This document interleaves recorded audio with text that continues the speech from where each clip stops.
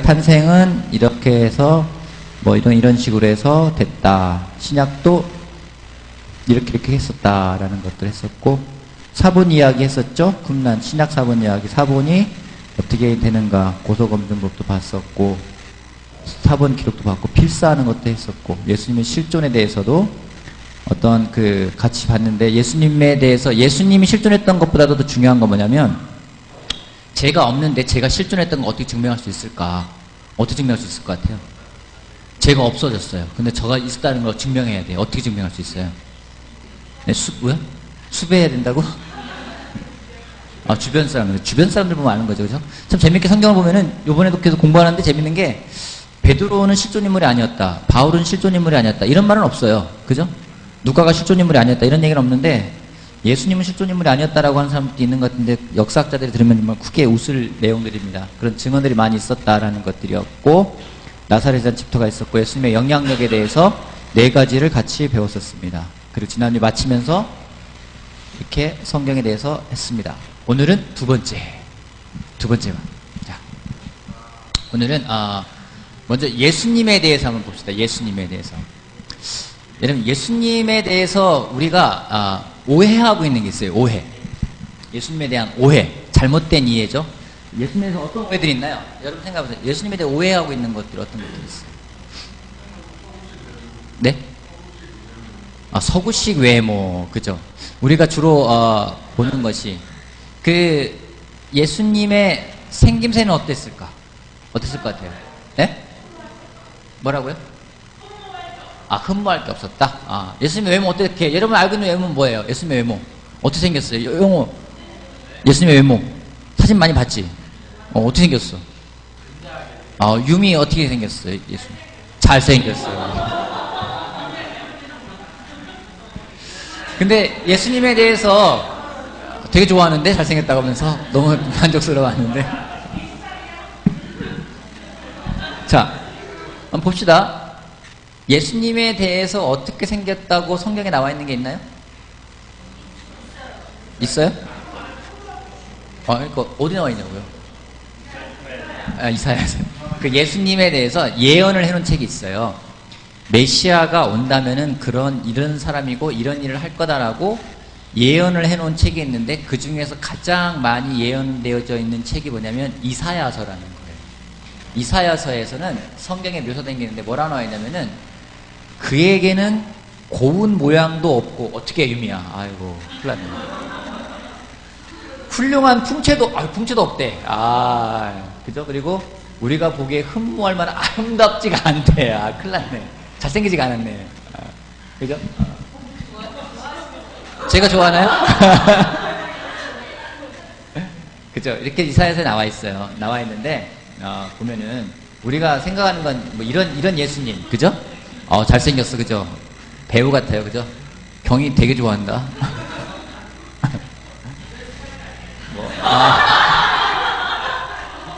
뭐, 이렇게 양 한 마리를 안고 있는 이런 모습들을 볼 때가 있습니다. 근데 과연 예수님이 이런 모습일까? 초창기 예수님에 대해서 그려놓은 그림이 있어요. 초창기 예수님에 대한 그림은 어떻게 생긴지 아십니까? 깜짝 놀랄 겁니다. 이렇게 생겼어요.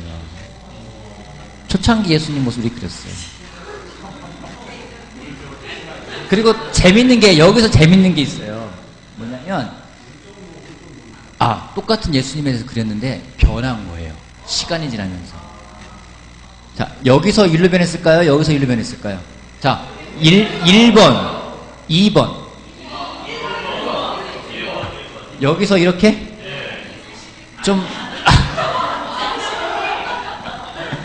조금 가림해지고, 뭐, 눈도 좀 더, 성형을 했나? 코가 되게 좀 바뀌었네. 그죠? 근데 이거는 초창기 예수님 모습이라고 얘기를 하는데, 자, 근데 우리가 놀랍게도 몇 년 전에 BBC에서 1세기 사람의 유골을 발견했어요. 두개골을 발견한 다음에 그거를 컴퓨터로 다시 한번 합성을 해가지고 1세기에 살았던 사람의 모습, 근데 이 사람은 1세기에 팔레스타인에 살던 농부의 모습이었대요. 그거를 복원해 놓은 게 있어요. 그 복원해 놓은 그림이 뭐냐면은 이거예요.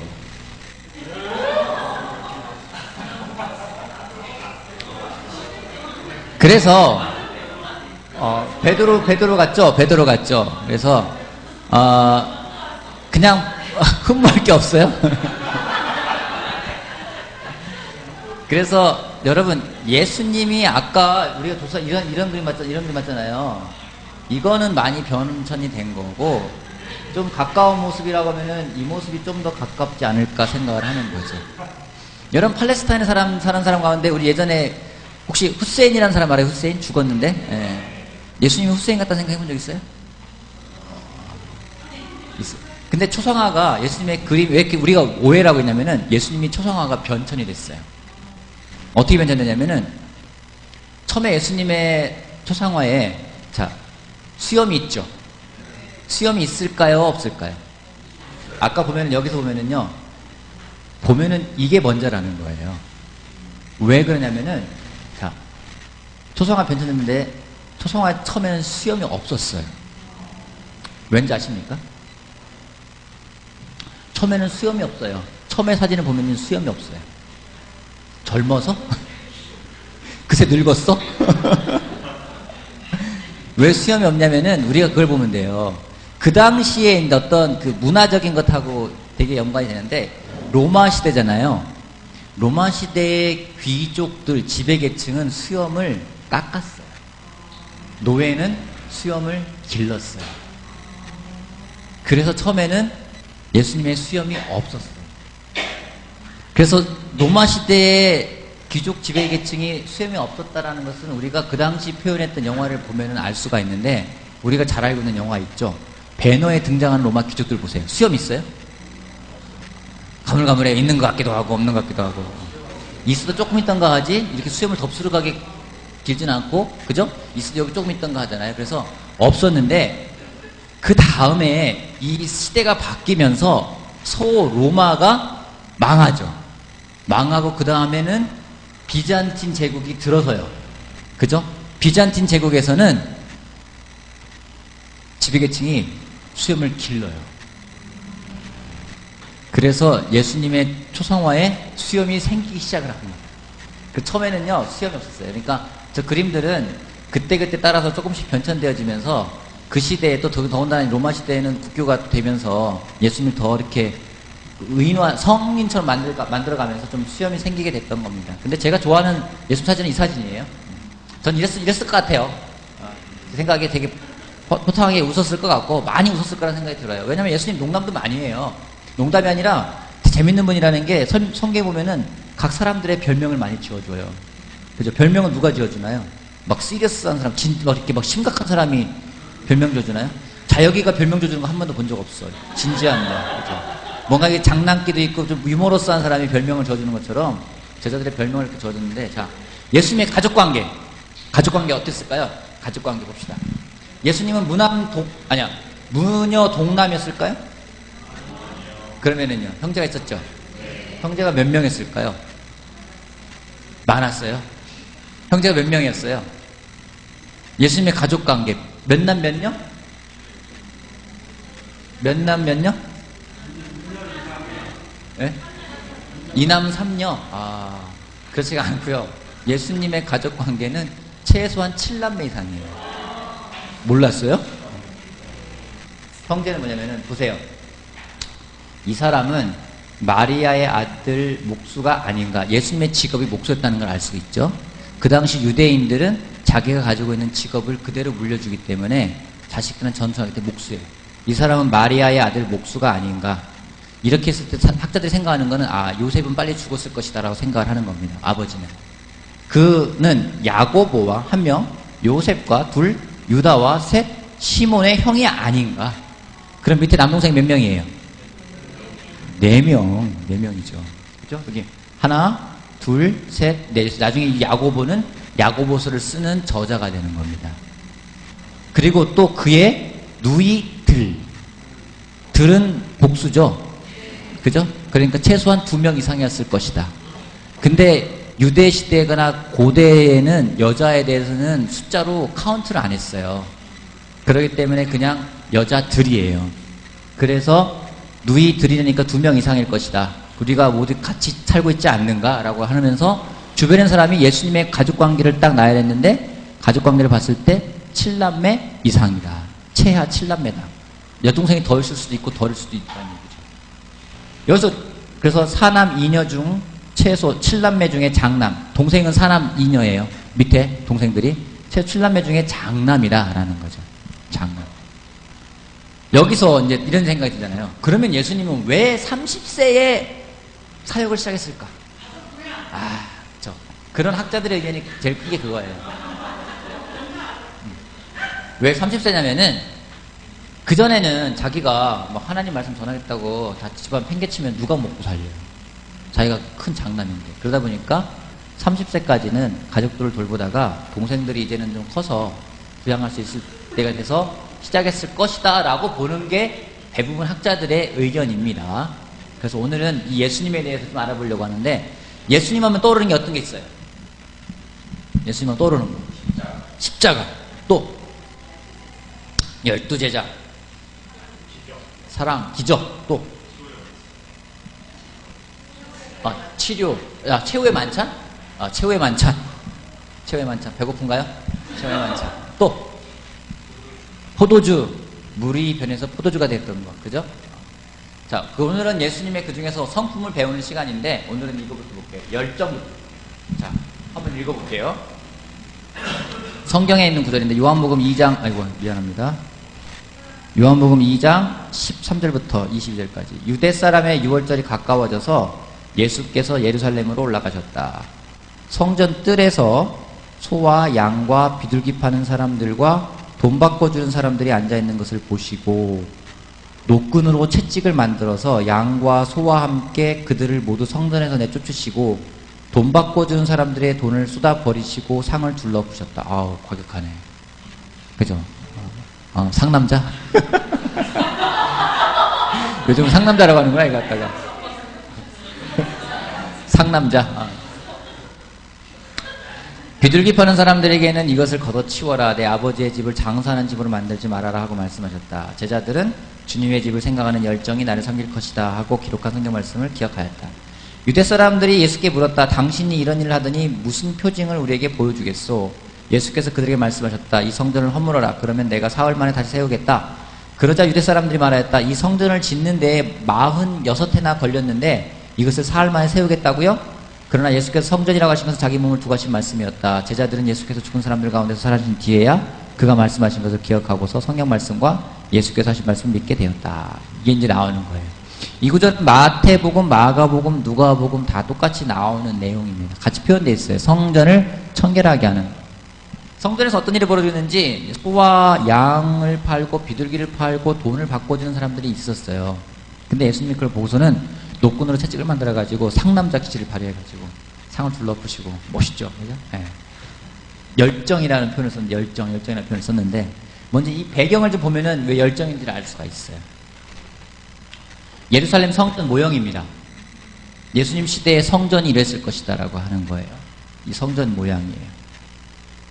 성전은, 자, 나중에 좀 설명하겠지만은 이 성전 요게 있는 게 성전이고요. 여러 가지 여기 이렇게 많은 것들이 있어요. 그거에 대한 배경 보면 여기는 지성소, 요 안에 성소, 지성소라고 되어 있고 제단이 있고요. 이스라엘의 뜰, 창고, 장작으로 이제 그 번제를 드려야 되기 때문에 나중에 뒤 나오는데 태워서 바치는 거기 때문에 장작이 많이 필요했어요. 장작 창고, 기름 창고, 나자레린 창고, 동쪽문, 여인의 뜰 이렇게 돼 있어요. 그래서 보면은 여기는 여인의 뜰이라고 해서 여자들은 여기까지 들어갈 수 있어요. 여기 이상 들어가면은 될까요, 안 될까요? 안 돼요. 죽어요. 네, 죽어요. 그래서 여자들이 여기에서 있었기 때문에 그 예수님이 태어났을 때의 여자 예언자가 예수님을 보면서 찬양했던 것도 여기서 이루어진 부분이고, 맵돈 2푼을 낸 과부도 예수님이 만난 거는 여기라는 거예요. 모든 행동들이 여기서 이루어진 여기고, 남자들은 여기까지 갈 수 있어요. 요 안에는 제사장들만 들어갈 수가 있는 곳입니다. 그럼 예수님이 어디서 이 비둘기 파는 사람들, 양, 소를 다 내쫓았을까? 어딜까요? 여기냐? 아니에요. 어디냐면은 이렇게 되어 있는데, 아까 여기 있잖아요. 여인의 뜰이잖아요. 여기를 갖다가 뭐라고 부르냐면 여기를 이방인의 뜰이라고 불러요. 그래서 이방 사람들도 여기까지는 갈 수가 있어요. 근데 여기 문을 딱 넘어가면은 문의 벽에 써 있대요. 이방인이 이 벽을 넘어가면은 사형시켜라. 그래서 이방인들은 못 들어가는 거예요. 그래서 여기에서, 이 동네에서 막 소 팔고 양 팔고 비둘기 팔고 돈 바꿔주고 막 그런 일이 벌어진 거예요. 그래서 6월절 제사를 드리는 걸 보게 되면은 이런 형태, 지금도 이제 그 사마리아 지역에 있는 사람들은 이렇게 6월절을 지낸다 그래요. 번제로 바치기도 하고, 양도 있잖아요. 양을 갖다 잡아서 하기도 하고, 많은 제사들을 드리고 있는 것들이 그런 겁니다. 근데 예수님이 6월절에 성전에 가서 성전을 청결하게 하는 사건이 벌어져요.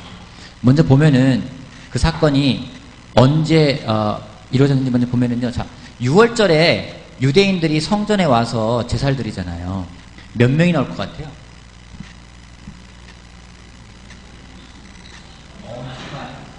몇 명이 나올 것 같아요? 1000명? 그 유대 지방에 흩어져 사는 사람들이 다 오기 때문에 그때 파악하면 남자만 13만 명이라고 합니다. 근데 장정만 13만 명이에요. 자, 13만 명이 예루살렘에 있는 성전을 방문하는 거예요. 그죠? 남자들만 들어가고 여자들 그 앞에까지 갔다 왔다니까 거기에 장정이니까 20세 이상이니까 20세 미만인 아이들과 가족들과 여자들과 어머니와 뭐 할아버지 이렇게 다 포함하잖아요. 그러면은 약 100만 명 했을 것이라 생각을 하는 거예요. 100만 명이 6월절, 초막절 뭐 그럴 때마다 예루살렘에 오는 거예요. 특별히 6월절은 큰 명절이기 때문에 꼭 와서 제사를 드리는 거예요. 100만 명이나 되는 사람이에요. 그러면 그 당시에 이스라엘의 인구가 몇 명 했을 것 같아요? 예루살렘의 인구. 예루살렘에 거주하고 있는 인구는 약 6만에서 8만 명으로 보고 있습니다. 6만에서 8만 명. 자, 생각해보세요. 여기서는 생각해보세요. 자, 남자가 13만, 잠동만 13명이고 예루살렘 인구가 이 정도가 있고 여기에다가 뭐 여러 사람이 드리기도 하고 어떤 사람은 제사를 뭐 2번 드리기도 하고 그러잖아요. 그러면은 이 6월절 기간 동안에 양을 바쳐야 될 거 아니에요. 몇 마리나 대략 그때 양이 바쳐지냐면요. 몇 마리일 것 같아요? 양이 약 25만 마리가 바쳐집니다. 그 일주일 사이에 피비린내가 나는 거예요, 거기는. 이게 좋은 광경이 아니에요. 그죠? 근데 여러분, 우리나라가 1년에 치킨 몇 마리 먹는지 아십니까? 닭 몇 마리? 닭 몇 마리 먹는지 아세요? 우리나라에서? 4천만 마리? 10만 마리? 우리나라에서 1년간 소비되는 닭의 양이요, 지난해 통계를 봤을 때 9억 마리예요. 무지하게 많이 먹죠. 거기에 저도 좀 일조했습니다. 저도 한 10마리를 먹은 것 같아요. 10마리 이상은 먹은 것 같아요. 그러니까 인구가 우리가 4천만이면 1인당 10마리씩 먹으면 4억이에요. 그죠? 그죠? 근데 10마리만 먹을까요, 우리가? 더 먹잖아요. 그러면은 9억인데 더 늘어날 거라고 생각을 하고 있어요. 점점 늘어나고 있는 추세예요. 근데 양을 제사를 드리는데 제 입맛 다시는 것 같은데 닭 먹고 싶어서 그러나? 자, 양이 25만 마리가 잡히는 거예요. 그러면 여러분 생각해보세요. 여러분 가서 양 장사할래요? 장사 안 할래요? 하고 싶은 생각 들겠죠. 네, 하고 싶은 생각 들겠죠. 자, 또 하나 보면은 그러면은 이 성전 청결 사건은 언제 벌어진 사건이냐 봤을 때 AD 26년이라고 이야기를 하고 있습니다. 왜 AD 26년이라는 숫자가 나왔을까 궁금하죠? 자, 봅시다. 예루살렘 성전은 유대인의 환심을 사기 위해서 헤롯이라는 왕이 수룹바벨이라는 구약에 나오는 사람이 있습니다. 수룹바벨 알죠? 1차 포로 귀환했던 사람, 데리고 왔던 사람. 그 수룹바벨이 성전을 재건을 했어요. 그 성전 재건했던 것을 다시 한번 복원하는 과정으로 해서 성전을 지어줍니다. 유대인들의 환심을 사기 위해서. 근데 이 성전 공사가 시작된 게 언제냐면은 BC 20년이에요. 그리고 완공은 AD 67년에 했어요. 그러면은 이 당시에는 성전이 완공됐을 때인가요?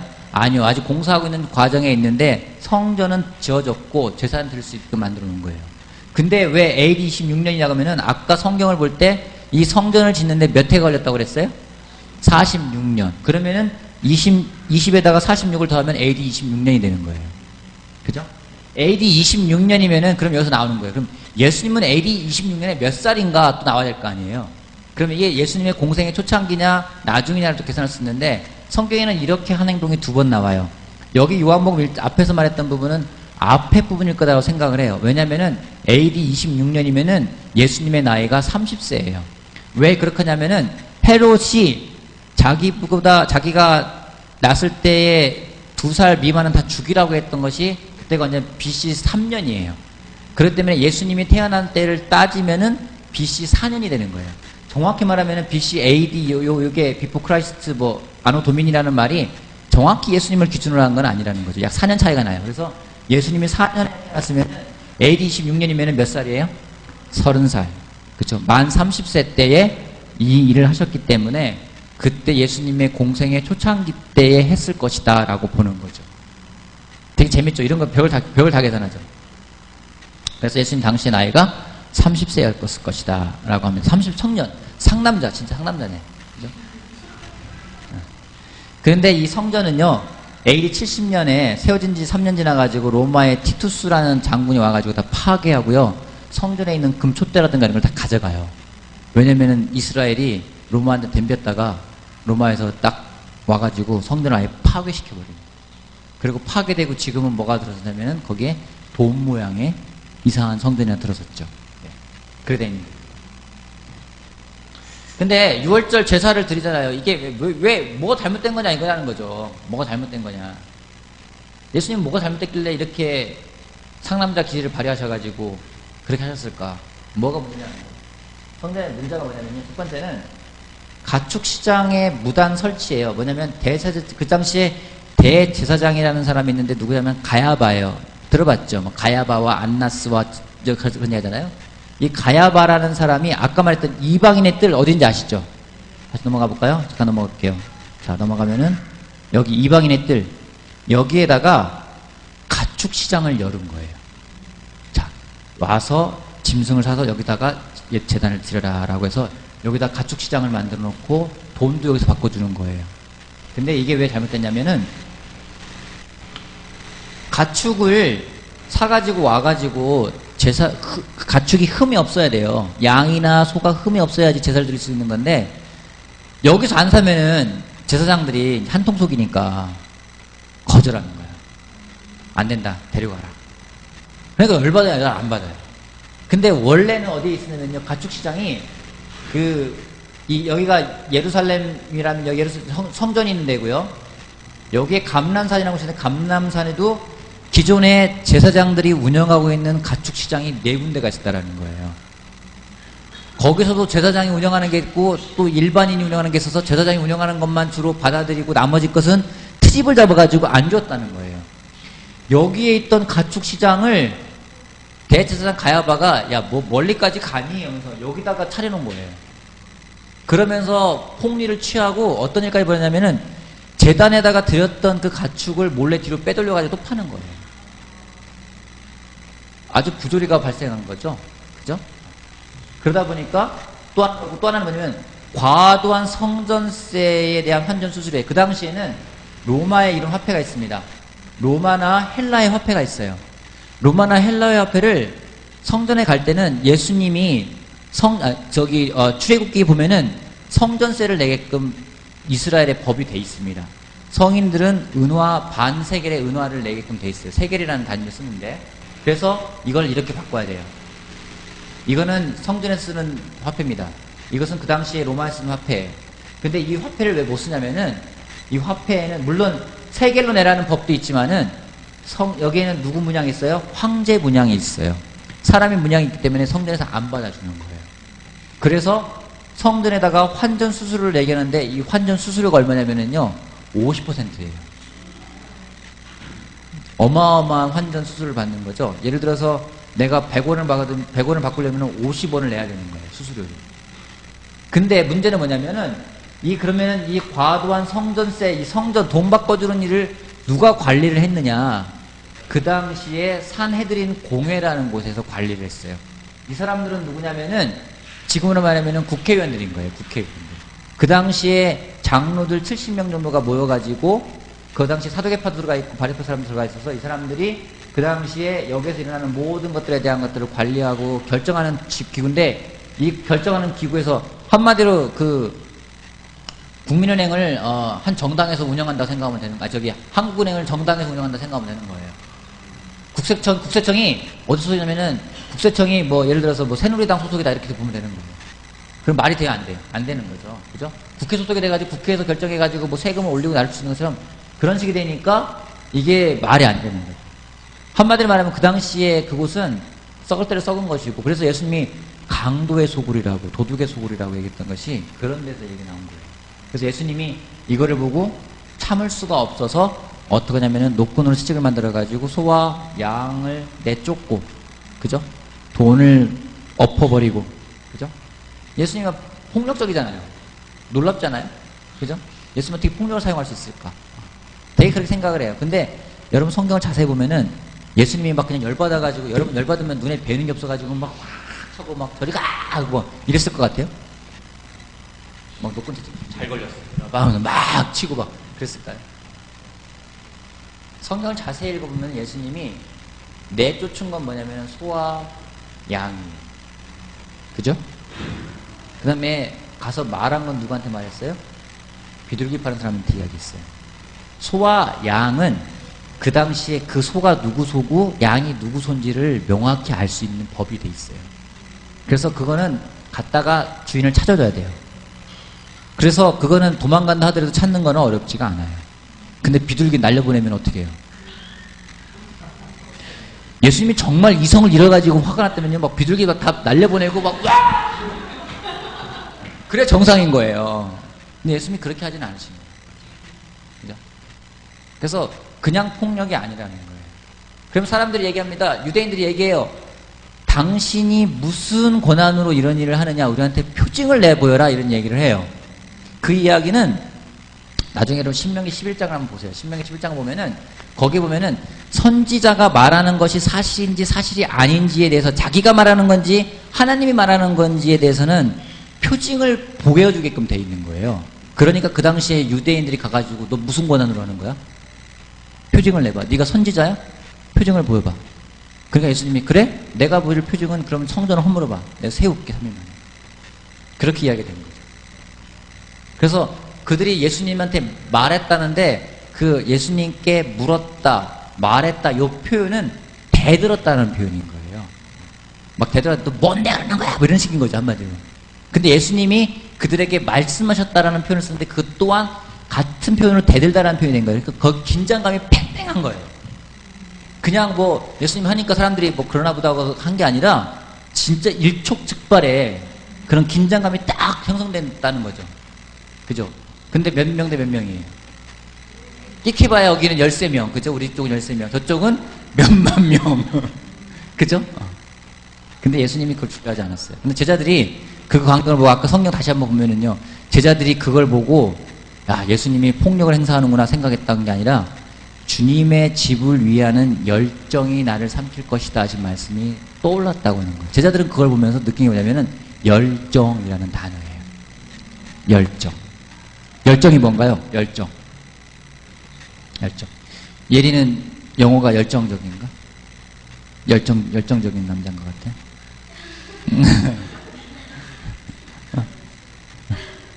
말 잘해야 되는데.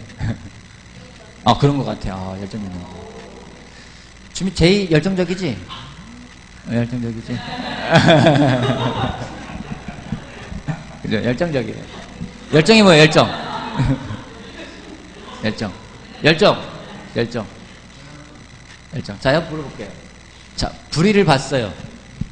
재용이 피한다? 재용이 불의를 봤어. 어떻게? 모른 척 하는 거야. 동일이 불의를 봤어. 어떻게? 전화해야 돼? 어디 112에다가? 경찰서에다가? 제 불의를 봤어. 경찰인데. 야, 이거 같아. 예전에 제가 부천에 있을 때 한 남자를 알겠어요. 그 남자한테 혹시 좌우명이 뭐예요? 그러니까 그 남자가 이 말을 하더라고요. 불의를 보면 꾹 참는다. 불의를 보면 꾹 참는다. 유미는 어떤 편이에요? 유미는 불의를 보면은 못 참을 것 같은데. 화를 입어. 그래서 여러분 불의를 보면 어떻습니까? 여러분 예수님을 보면은요, 우리가 예수님에 대해서 굉장히 나약한 사람으로 생각을 해요. 왜냐면 예수님이 그랬거든요. 오른뺨을 때리면 어딜 때려요? 왼뺨을 들면 되라. 그죠? 겉옷을 달래면은 속옷을 줘라. 오리를 가자거든 십리를 가라. 원수를 사랑해라. 뭔가 그러니까 예수님이 굉장히 나약한 것 같고, 예수님을 따라가는 삶을 살아가는 사람은 굉장히 나약한 것 같다는 생각이 들 때가 있어요. 근데 예수님은 그런 분이 아니셨어요. 성경에 이런 말씀이 있어요. 너희는 예할 때는 예라는 말만 하고 아니요 할 때는 아니요라는 말만 하여라. 이보다 지나치는 것은 악에서 나오는 것이다. 근데 우리가 예할 때 예 잘 못해요. 그죠? 예라고 해야 될 때 아니요라고 말하고 아닙니다 해야 되는데 알겠습니다. 그죠? 예수님이 그렇게 가르치지 않았어요. 예할 건 예하고 아니요 할 건 아니요. 여러분 열정이라는 단어를 찾아보니까 국어사전에 이렇게 돼 있더라고요. 명사예요. 어떤 일에 열렬한 애정을 가지고 열중하는 마음을 열정이래요. 뭔가 이렇게 집중해서 열렬하게 애정을 가지고 열중하는 사람 보면은요, 멋있잖아요. 그죠? 예수님이 성전을 했던 것은 아까 말했 잘 표현한 상남자라고 하죠. 상남자. 상남자는 열정 있는 사람이에요. 그죠? 정말로 그렇게 했던 부분들을 우리가 볼 수 있는 겁니다. 예수님에게는 아까 말했지만 열정이 있습니다. 거기서 여러분 생각해보세요. 한두 명도 아니고 거기에 몇만 명이 와 있는데 거기다 대놓고서는 그 사람들 하는 거 하면은 야, 나 돈 주고 샀는데 내 소 어떡할 거야? 내 양 어떡할 거야? 대들 수 있잖아요. 근데 그거를 굴하지 않고 해야 될 부분에서 했던 거예요. 이건 아무나 할 수 있는 게 아니라는 거죠. 인간 예수로 보아도 대단하게 놀랍게 볼 수 있는 부분입니다. 또 하나 예수님이 있는 부분들은 이런 거예요. 사랑이라는 겁니다. 사랑. 이거 많이 떠오르죠? 발 닦이는 거. 그죠? 발 닦이는 거. 이 구절 나옵니다. 유월절 전에 예수께서는 자기가 이 세상을 떠나서 아버지께로 가야 할 때가 된 것을 아시고 세상에 있는 자기를 사랑하는 사람들을 사랑하시되 끝까지 사랑하셨다. 저녁 먹을 때 악마가 이미 시몬 가룟의 아들 유다의 마음속에 예수를 팔아넘길 생각을 불어넣었다. 예수께서는 아버지께서 모든 것을 자기 손에 맡기신 것과 자기가 하나님께로부터 왔다가 하나님께로 돌아간다는 걸 아시고 잡수시던 자리에서 일어나서 겉옷을 벗고 수건을 가져다가 허리에 두르셨다. 그리고 대야물을 담아다가 제자들의 발을 씻기시고 그 둘은 수건으로 닦아주셨다. 요한복음 여기 나와 있고요. 그 다음에 나중에 닦인 다음에 주이며 선생인 내가 너희의 발을 씻겨주었으니 너희도 서로 남의 발을 씻겨주어야 한다. 내가 너희에게 한 것 같이 너희도 이렇게 하라고 내가 본을 보여준 것이다. 예수님이 발을 씻깁니다. 이런 그림들이 많이 있더라고요. 여기 신발끈 풀고 있고 여기는 발 닦은 거 신발끈 풀고 있는지 닦으려고 준비하는 건지 뭔지 모르겠어요. 근데 성경에서 보면은 이 사람이 아마 가룟 유다가 아니었나라고 보여집니다. 약간 대머리고요. 수염을 길러가지고 최후의 만찬에 나왔던 그림을 보게 되면은 이 사람이 그 가룟 유다와 좀 비슷한 처지에 있는 사람인 것 같아요. 그래서 지금 발 닦이는 부분들 누구 발 닦일까? 아이고 여기 되게 거만하게 앉아있죠. 당시에 풍습 보게 되면은요, 집에 손님이 오면 하인이 발을 씻겨주는 풍습이 있습니다. 발을 씻기는 풍습이 있어요. 그게 전에 내려오는 거예요. 어디부터 나오는지 아십니까? 성경에 손님 왔는데 발 씻기는 거 어디부터 나오는지 아세요? 창세기부터 나와요. 창세기 보면은 아브라함이 손님을 대접할 때 물을 갖다 놓고 발을 닦이면서 좀 쉬십시오라고 하는 부분이 여기서 나오는 거예요. 굉장히 오래된 전통인 거죠. 예수님 당시에도요, 손님이 그 집에 제일 귀한 손님이 오면은요, 그 집에서 제일 천한 하인이 가서 신발끈을 풀어서 신발을 벗기고 그 다음에 발을 씻기는 것이 그 귀한 손님을 맞이하는 하나의 예의였어요. 예의였어요. 재밌는 게 여러분, 집에 손님이 왔는데 귀한 손님이었을 때 그 집에 가장 천한 종이 가서 그 사람의 신발끈을 풀어서 신발을 벗기고 발을 씻긴다. 떠오르는 사람 있으십니까? 그쵸. 세례 요한이 나와요. 세례 요한이 그런 말을 합니다. 나는 내 뒤에 오시는 분이면 나는 그분의 신발끈을 풀 자격도 없다. 이게 그거예요. 귀한 손님이 왔을 때 내가 신발끈을 풀어가지고 벗기고 그 발을 닦게 되는데 나는 그러할 자격도 없을 정도로 더 천한 사람이다라는 거예요. 굉장히 놀라운 말을 한 거죠. 보면은. 봅시다. 사랑이라 표현했는데, 사랑이란 뭘까요? 사랑이란 왠지 모른 척 해도 관심이 있는 게 사랑이야. 같은 세대네, 그죠? 사랑이란 왠지 모른 척 해도 관심이 있는 게 사랑이에요? 사랑이란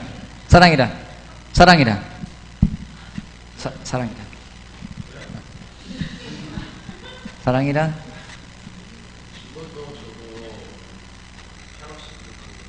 주고 또 줘도 한없이 부족한 게 사랑이다. 방송 작가라서 이게 또 글이 또 그렇게 되네. 유미, 사랑이란?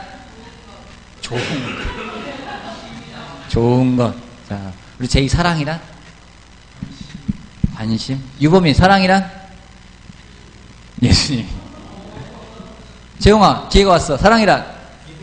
믿음. 기윤이는 사랑. 인내하는 것. 사랑이란? 아까 누가 했는데? 했더라. 길게 했어. 더 길게 했었어.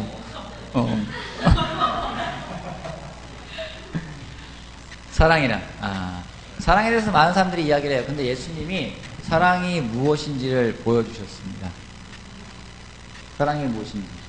예수님이 보여준 사랑이 뭐냐면요. 하나씩 보면은요. 받고 섬김을 받는 그런 사랑이 아니라 섬기는 사랑이라는 거죠. 사랑이라는 건 섬긴다는 거라는 거예요. 그죠? 또 하나 보면 당시에 스승이 제자의 발을 씻겨주는 것은 굉장히 파격적인 일이에요.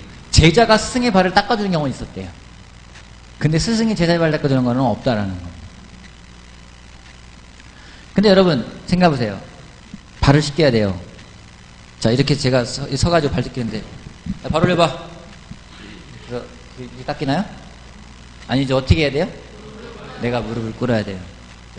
그래서 무릎을 꿇고 낮추어서 섬기는 거예요. 낮추어서. 예수님이 제자들의 발을 그렇게 씻겼어요. 사랑이라는 것은요, 그 사람의 가장 더럽고 만지고 싶지 않은 곳을 만지고 닦아주는 거예요. 만지고 싶습니까? 여러분 만지고 싶지 않은 데 있죠? 더 이상 가까이 가고 싶지 않고, 그냥 선 긋고 싶고, 더 이상 더러워. 내가 건지고 왠지 내가 묻을 것 같고, 그렇기 때문에 선을 거버릴 때가 있어요. 근데 예수님은요, 인간의 발 중에서 제일 지저분한 게 다리, 몸 중에 제일 지저분한 게 다리예요. 하루 종일 걸어 다니잖아요. 거기에 더나 센 날이잖아요, 거기 사람들. 여름에 센 날 신고서는 발 닦아본 적 있죠? 왜? 막 까만 물 나오잖아요. 까만 물 나오잖아요. 그죠? 안 심은 사람들처럼 이렇게. 사랑이라는 것이 예수님은 가장 더러운 것을 만지는 것입니다. 근데 또 하나 놀라운 건 뭐냐면요. 예수님이 배반할 가룟 유다의 발도 깨끗이 똑같이 차별 없이 씻어줬다는 거예요. 여러분이나 저는 그렇게 안 했을 것 같아요. 가룟 유다의 발 막 간지름도 태우고 막 꼬집고 찌르고 막 닦아주면서 에이 진짜 무서운 거 없는 막 닦아주고 그럴 텐데 예수님이 그러지 않고 자신은 좀 있으면 배반할 사람인데도 그 발을 깨끗이 똑같이 씻어줬다는 거예요. 예수님의 사랑을 배울 수 있는 거죠. 섬기는 사랑, 자신을 낮추는 사랑, 그 사람의 가장 더럽고 만지고 싶지 않은 부분을 만지고 닦아주는 사랑, 배신할 유다의 발도 깨끗하게 닦아주는 거예요. 이것이 예수님이 보여준 사랑이라는 거예요. 여러분 사랑하십니까? 사랑하십니까? 유미는 부모님 사랑하지? 예리도 부모님 사랑하지? 사랑하지? 제가 오늘 여러분 모두에게 제가 숙제를 하나 드릴게요. 사랑한다면 사랑하는 사람의 발을 씻겨보십시오. 저는 가서 우리 아내 발 씻겨야 되겠네요. 여러분 사랑한다면 가서 사랑하는 사람의 발을 씻겨보세요. 제이, 주미 사랑하지? 난 제이한테 물어봤어. 주미한테 안 물어봤어? 그러니까 제이가 씻겨줘야 돼? 주미 안 씻겨줘도 돼. 말했으니까. 사랑하죠. 재영이도 소영이 사랑하지? 발 씻겨주세요. 가서 발 씻겨주세요. 자고 있을 거야? 괜찮아요. 발 씻겨주세요. 그래서 한번 우리가 낮추고 한번 실천해봐도 되게 도움이 될 거예요. 그죠? 그냥 끝나는 게 아니라 그랬지가 아니라 한번 여러분 실천해보세요. 가서 성빈이도 가서 진찬이 발 한번 씻겨주고 대답을 안 하면 자고 있을 것 같아요. 자고 있는 사람 이렇게 해가지고 발 내밀어봐. 그래서 예수님은 그렇게 했다는 거예요. 아까 예수님 열정이 있었고요. 사랑이 있었고 또 하나 봅시다. 우리가 한 가지 오해하는 게 있어요. 자, 예수님은 반말했을까요? 성경 보면 예수님 반말하잖아요. 예수님 항상 반말이야. 나이가 많은 장로가하고 할아버지건 반말이야. 그러잖아요.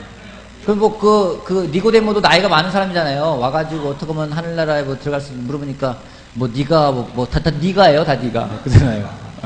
그랬을 것 같아요? 전염할 상태가 없었어요. 네. 그 당시에 그 히브리어에는 저는 그때 썼던 게 아람어기도 한데 아람어는 영어랑 똑같아요. 영어에서 할아버지를 부를 때 뭐라 불러요? 할아버지 부를 때 you. 그죠? 밑에 아이 부를 때도 you. 똑같은 거예요. 그래서 우리가 볼 때는 예수님, 이게 좀 우리나라 들어오면서 약간 오해하게 된 게 그거예요. 예수님 항상 반말 착착 찍찍하고, 밑에 할아버지도 뭐 랍비님, 선생님 했었고, 이렇게 높이고 그러는데, 그게 아니에요. 그래서 요즘에 나온 성경들 보게 되면은 예수님이 그들에게 이렇게 존대어를 써가지고 표현한 그런 성경들도 나오고 있어요. 그게 달라요. 또 하나 보면은, 예수님은, 피도 눈물도 없는 사람처럼 느낄 때가 있어요. 굉장히 차갑고, 냉소적이고, 예수님은 절대 안 웃었을 것 같아요. 그죠? 근데 예수님은요, 노는 거 좋아했을까요? 싫어했을까요? 좋아했어요? 예수님 노는 거 좋아했을까요? 싫어했을까요? 좋아했어요? 어떻게 알아요? 그죠? 예수님 별명이 뭐냐면요, 파티맨이에요, 파티맨. 파티맨. 맨날 혼인잔치 가서 거기 가면 있고, 누구 잔치집이다 그러면 꼭 가서 있는 거야, 거기. 그런 사람 있잖아요. 생일 파티를 꼭 끼는 사람 있잖아요. 예수님 그런 사람이 있었어요. 근데 예수님에 대해서 때로는 저 사람은 인간이 아니고 하나님의 아들이기 때문에 우리에 대해서는 잘 모를 거야 하는데 예수님은 그런 분이 아니라요. 예수님은 공감이라는 능력이 있는 분이었습니다. 공감할 줄 아는 사람. 제가 공감할 줄 아는 사람이 예수라는 분이었어요. 이런 그림이 있더라고요. Jesus wept. 무슨 말이에요? 네? 웹트가 뭐예요? 네, 울었다. 예수님이 우는 장면. 생각해본 적 있어요? 예수님이 울었다. 이미 생각해본 적 있어요? 예수님이 울었어. 펑펑, 엉엉. 꺼이꺼이 우는 거야. 그러네. 목청껏. 예수님 그랬을 것 같아요. 그냥, 이게 상남자처럼 눈물도 없는 게 아니라, 눈물을 흘리셨어요. 우셨어요. 그죠? 슬퍼서요. 괴로워하셨어요. 그죠? 목자 잃은 양 같아가지고요. 그들을 보고 있는데 눈물을 흘리셨어요. 예수님 성경에 눈물 흘렸던 얘기가 몇 번 나와요. 근데 하나가 나오는 게 이겁니다. 예수께서는 마리아가 우는 것과 오빠가 죽은 거예요. 함께 따라온 유대 사람들이 우는 것을 보시고 마음이 비통하여 괴로워하셨다. 예수께서 그들을 물으셨다. 그를 어디에 두었느냐? 그들이 대답했다. 주님 와보십시오. 주님께서 눈물을 흘리셨다. 오해가 그거예요. 예수님은 나랑은 달라. 동떨어져 있어. 내가 아픈 거를 알까? 그런 사람이 아니야. 때로는요, 높은 위치에 있거나 성인들이라 생각하는 사람들은 왠지 나와 다르기 때문에 저 사람은 나하고는 부류가 다른 사람이야 생각할 수 있겠지만 예수님은요, 똑같이 슬퍼하고요, 똑같이 웃고요, 똑같이 기뻐하고요, 똑같이 위로해 줄 수 있는 사람이 있었어요. 그런 생각 하십니까? 예수님 화장실 갔을 것 같아요? 안 갔을 것 같아요? 갔을 것 같아요. 예수님 방금 껐을까요? 꼈을 거예요. 그죠? 인간의 모습이 있으니까 똑같이. 우리가 오해하지 않았으면 좋겠어요. 예수님에 대해서 우리가 때로는 그냥 인정도 없고 눈물도 없고 그런 사람이 아니라 우리가 똑같은 사람. 근데 그 예수님의 놀라운 이유가 뭐냐면요, 이거예요. 마지막 결론입니다. 오늘 모든 것에 대한 결론은 이겁니다. 자신의 믿음과 확신을 삶으로 표현한 남자라는 겁니다. 진짜 상남자. 그죠? 남자 중에 남자. 이게 예수라는 한 인물에 대한 평가라고 할 수 있어요. 저는 예수라는 사람이 누구냐? 이렇게 말하고 싶어요. 자신의 믿음과 확신을 삶으로 표현한 남자. 그냥 말로 표현한 게 아니라 삶으로 표현한 남자. 그래서 사람들에게 영향을 주었던 남자. 저는 그렇게 이야기하고 싶습니다. 오늘 예수라는 사람이 어떤 성품을 가졌는지를 봤어요. 그 열정이라는 게 왜 열정인지 나올 수 없는 상황이에요. 그잖아요. 그 많은 기득권 세력 앞에서 뭔가 그렇게 외친다는 게 쉬운 일이 아니에요. 근데 그걸 한 번만 한 게 아니라 2번을 했어요. 한 번 하고서 좌절되면서 안 할 텐데 2번을 했어요. 놀라운 일이고요. 사랑도요, 자기를 배반할 제자의 발까지도 깨끗하게 꼼꼼히 씻겨주는 그런 사랑을 베풀었고, 슬픔에 대해서는 같이 공감할 수 있는, 눈물 흘릴 수 있는 그런 사람이었다는 겁니다. 그는 그가 가지고 있는 믿음을, 또 확신을 삶으로서 표현한 남자임을 우리가 다시 한번 기억하길 바라겠습니다. 그래서 오늘 이걸 마치고요. 다음 시간은 하이라이트가 될 수 있을지 모르겠어요. 부활에 대해서, 부활이 사실인지, 이미 궁금하지? 사실인지. 제가 부활이 사실임을 증명해 보도록 할게요. 그래서 다음 시간에 부활에 대해서 같이 배워보는 시간 갖고 오늘 여기서 마치겠습니다.